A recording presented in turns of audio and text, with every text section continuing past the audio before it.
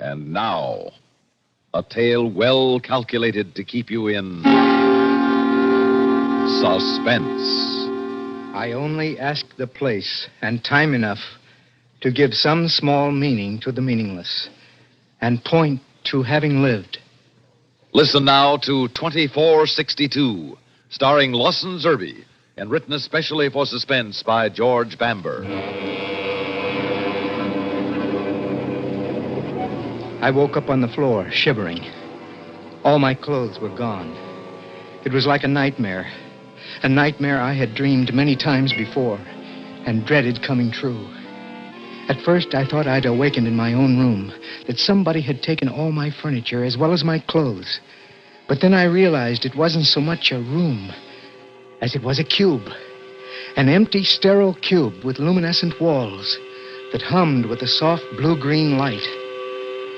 I jumped up then and threw myself against the walls trying to find a way out. And there was none. No door, no window, not even a ventilation tube. I banged on the walls and screamed, but no one answered me. Nothing but the smooth plastic blue-green walls that hummed with the electric current in them, that gave them light and air and death.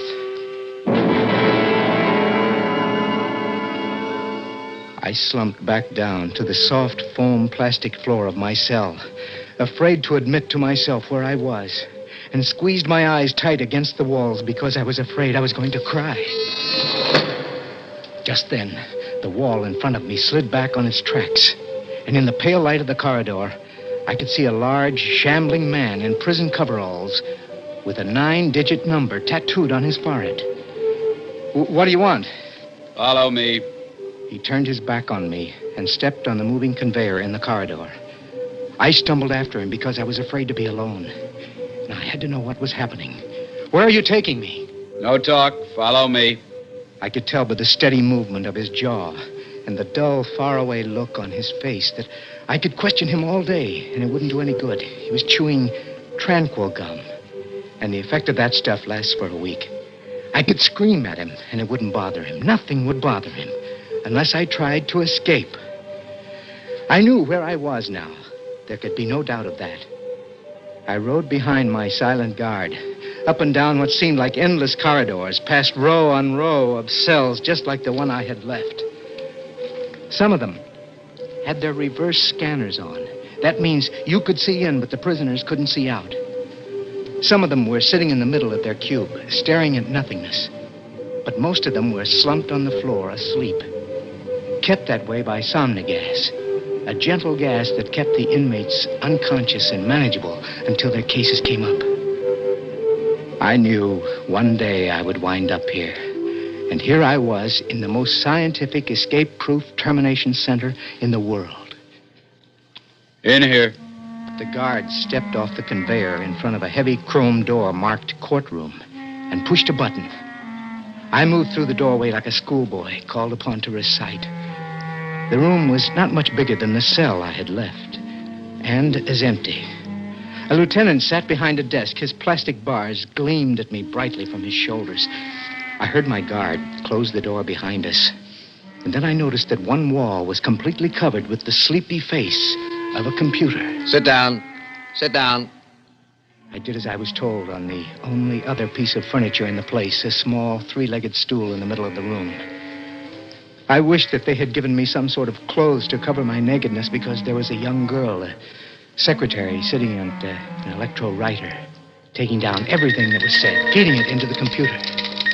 Your identity. Frank Smith. I said your identity. I told you, sir. Do not hold up the proceedings. Time is precious. You were issued a combination serial, social security, and telephone number that was imprinted on your forehead at birth. From here, it appears to be 108-303-715. Is that correct? That is the number tattooed on my head. Clerk, let the record show the subject is hostile. Yes, sir. Let us proceed. Case of the People versus 108-303-715. Convened in the first court at 1800 hours in this day of our world, 18 of November, 2462. 108-303-715, you are charged with 2 counts. 1, writing non-productive literature, and 2, wasting government time. How do you plead, true or false? I don't understand. Have you or have you not written poetry? I'm a clerk in the Space Department. True or false? False. I have here some 100 pieces of doggerel. I shall read a portion of one. See if you recognize it. In my treeless, greenless office, mid the bustling mad despair, I hunger after exile from the chrome and filtered air. Well, It's not a very good poem, is it? did you or did you not write this poem? True or false? I hardly see Answer, true or false? False. Account, then, for the fact that this poem was written on your electro typewriter. There are millions of electro writers. As you may or may not know, each electro writer has its own characteristics, as individual as fingerprints. An expert has identified this poem as coming from your machine. I can call him in to testify if you like. There are 2 ships. I'm not the only one assigned to that machine. You are not only a poet, but you are a very stupid one. Every electro writer imprints the date and hour of transmission. In every case, the poems were written on your machine, while you were supposed to be sitting at it doing the invaluable work of the Space Department. What have you to say? What can I say? You are charged with 2 very grave counts in this court: writing non-productive literature and wasting government time. How do you answer? How else can I answer? Guilty. 108-303-715. You insist on imposing on this court concepts of legality as ancient as 1962. In this court, subjects are neither guilty nor not guilty. They are simply productive or non-productive, social or antisocial. I repeat, are these charges against you true or false? Answer one or the other. False. Very well. Clerk, Yes, sir. signal the judicial computer that all facts and considerations of this court are now at hand, and submit the subject's work record, fitness report, sanity estimation, IQ, cooperation quotient. I watched, like a sleepwalker, as the lieutenant handled the thin, punched, and tabulated cards that were the history of my life. I watched with a gambler's fascination as one by one she fitted them into the monster's mouth, and the lights blinked and flitted across its face, digesting my life and worth on Earth, and estimating in hours and minutes how much longer I would be permitted to stay. Suddenly, I realized the computer had stopped. The lights across its face were dark. The machine's mouth spat out a thin red plastic card, and the girl handed it to the lieutenant. Number 108-303-715. It is the decision of this court that you are no longer essential or desirable to life on this earth. What? On the 343rd day of the year 2462, you will be taken from your cell to the Division of Agriculture for processing. No. Your corporal body will be reduced to its basic components. Oh, no. And your existence on Earth will be terminated. No! Oh, no. No, in God's name, give me another chance. It is the decision of this court. You can't condemn a man to die just for writing a few lines of poetry. Not for writing a few lines of poetry, for being a poet. If you were a scientist or an engineer, we could afford to overlook these recessive characteristics in your personality. Forgive the writing of a few lines of doggerel. But you are not a scientist or engineer or even a mathematician. You're a clerk in the Space Department. And according to your work record, not very good at that. I have no head for figures. At a time when the world is crying out in need of mechanical and technical brains, the best you're suited for is rhyming lists of words on scraps of paper. Can you possibly imagine that in I our stood society we could looking allow at the anyone young to man raise who was a the lieutenant. Saw his eyes on me, his lips move, but no sound came out. Everything he said was true. The world was in trouble. 300, 400 years ago, they thought they were having a population explosion. They should see it now. People live as far beneath the ground as they did above. New York was built out 30 miles over the water, and people commuted to work from as far away as Ohio and Michigan. Even the deserts were populated. It took mathematical and technical brains just to keep it all going, not to mention the problem of finding new worlds in space. It must be apparent that even if you had some mechanical ability for the service and repair of computers, machines... I could try to learn. But you have no mechanical ability. Your aptitude tests show that. Well, just give me a chance to learn. There is no time. The world needs these talents now, not a year from now, months from now. Well, all I want is to live. We all want to live. That's the whole problem. The function of this court is to weed out the people who are not necessary to the continuation of life from those who are. Artists, philosophers, theologians, and poets are not necessary. You have been found to be a poet. I appeal to the mercy of the court. There is no mercy in a mathematical Well, equation. give me another chance, just one. Number 108-303-715, you are wasting the court's time. I have many more cases to deal with today. As you stand now, you are a drain on the Earth's natural resources. In exactly 20 days from now, you will contribute to them. Case dismissed. Look, I have one favor to ask. Everyone has granted one last request. What is it? I have the right, do I not, to spend my remaining days conscious? Yes, but you should request semi-gas. Time goes much faster when you're asleep, and then the end is not so painful. I want to spend my last days conscious. Conscious? Why? So I can write. Right? Yes, write. I wouldn't have to have an electro-writer in my cell. Just an asthmatic pen would do. I know how to use a pen and some paper. I know you have no power over the decision of the court, but just this one last request is one man to another. Very well. Orders will be left that a pen and paper are to be placed at your disposal. Oh, thank you, sir. Thank you. No more can be granted than the law allows. You may spend your remaining days on Earth conscious and writing gibberish or poems or whatever you wish. Next case. I had to bite my tongue to keep from shouting and turning handsprings all the way back to my cell. I had won the right to remain conscious during my last days on Earth. The right to have one more chance at life and freedom. I realized fully how small that chance was. In the days when men still believed that crime was cured by punishment, my cell would have been a jailer's dream. The smooth plastic walls were flawless. I searched the whole cube and found no more than the first time I saw them, not even the little pinholes that admitted the gas that finished you. I had hoped to dig under the soft foam rubber plastic on the floor with the point of my pen, but I dug at it and couldn't even scratch it. For what must have been 5 days, I studied the prison routine in hopes of jamming the door and overpowering one of the guards. But it was impossible. Once a day, the wall was rolled back and food was tossed in, wrapped in electroethylene, and then rolled back again before you could get to them.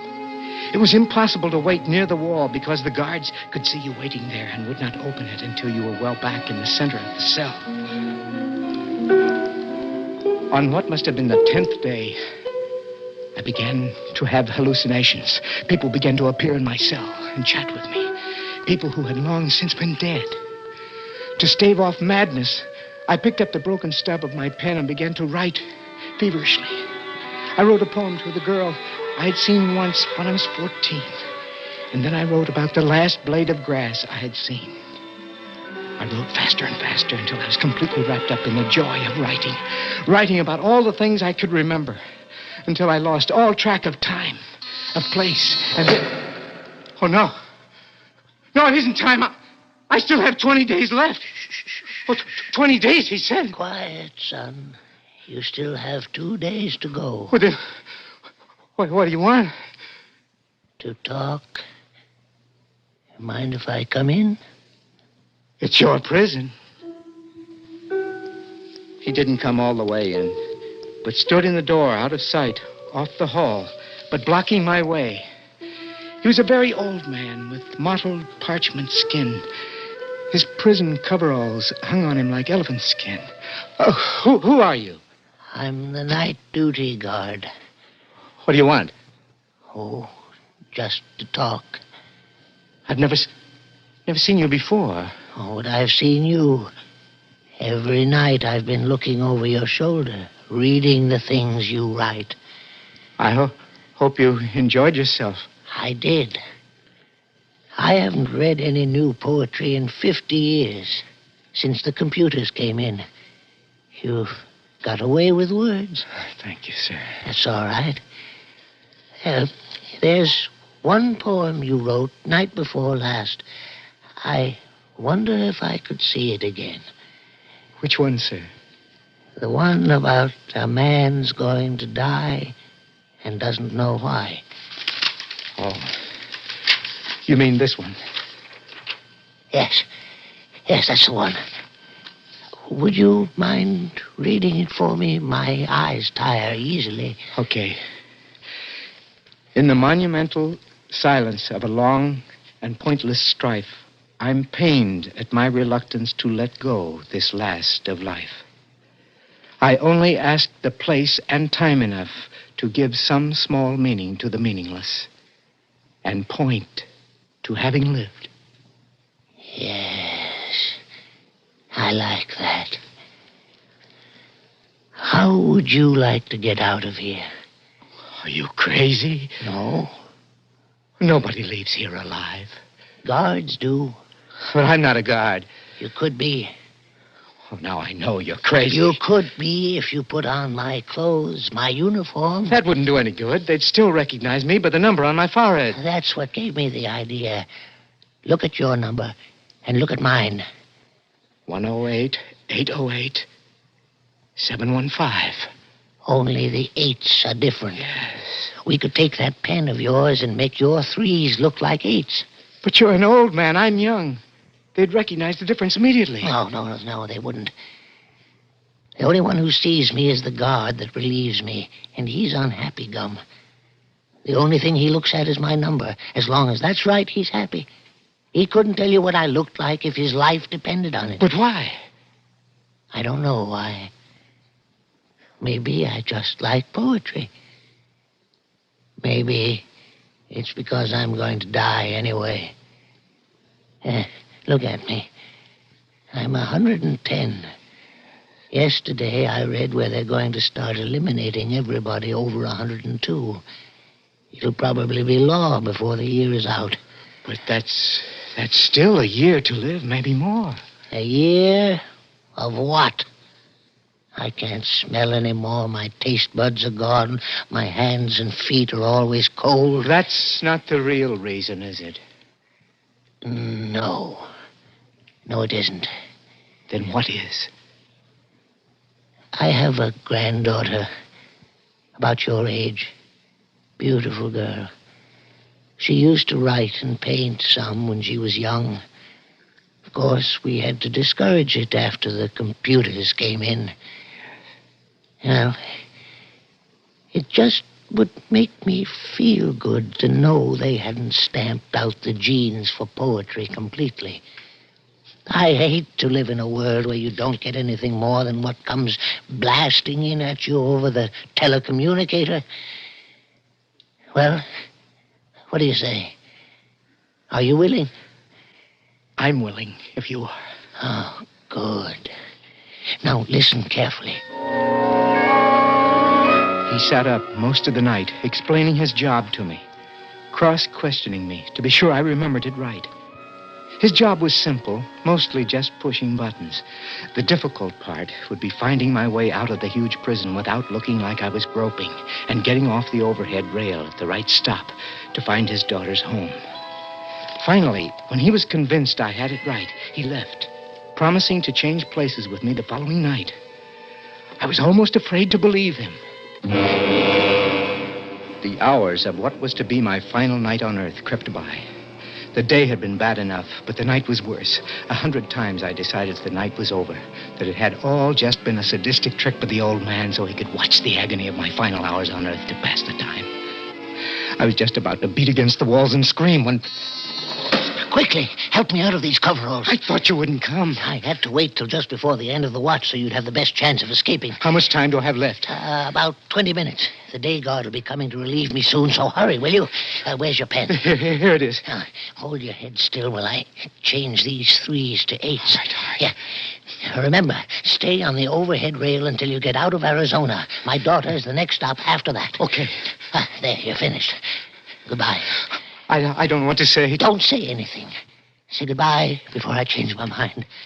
At best, courage is a quicksilver thing. Goodbye, old man. And thanks. Quick, close the door. I did as I was told, raising my hand to break the circuit. And I watched the old man smile at me at the control board and take up his position in front of it. The clock on the board said 10 minutes to 5 in the morning. 10 minutes before I would be released. How's it going? Huh? I said, how's it going? Everything quiet? Fine. I recognized him as the guard that was supposed to relieve the old man. For a minute, I was afraid he recognized me when his eyes drifted across my face. But then they flicked up to my forehead, checked my serial number, and he resumed his steady, quiet chewing. I came in a little early. You can never tell about the overhead rail when it's going to get jammed up. Yes, I know. Things are a mess. What's that? Trouble in cell number 84. See the flashing light on the board? Yes. Yes, I better turn it off. Cell 84. That was my cell. The one I just left. That meant the old man was probably banging on the walls. I see cell 84 is scheduled for termination this morning. Probably lost his nerve. They should make them all stay under Sami gas while they're here. Makes them easier to handle that way. I can't turn the alarm off. Of course you can't. As long as he's hammering on the walls and screaming that way. You better go down, see what he wants. Do I have to? Of course you do. It's the law. He might have something more he wants to say. I walked down the hall, feeling the guard's eyes on my back. I didn't dare argue with him anymore for fear that he would become concerned. It was all over now. I knew it was all over. I could see the old man beating on the walls of his cell beyond the transparent plastic wall, screaming soundlessly. He had changed his mind.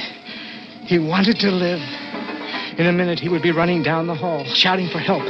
And in 2 hours, I would be dead. I raised my hand to break the electric circuit. Oh, there you are. I was afraid you wouldn't come back. You took the poems with you, and I couldn't remember that one. All I can remember is I only ask the place. I can't remember how it ends. I only ask the place and time enough to give some small meaning to the meaningless and point to having lived. Yes. Yes. That's it. And point to having lived.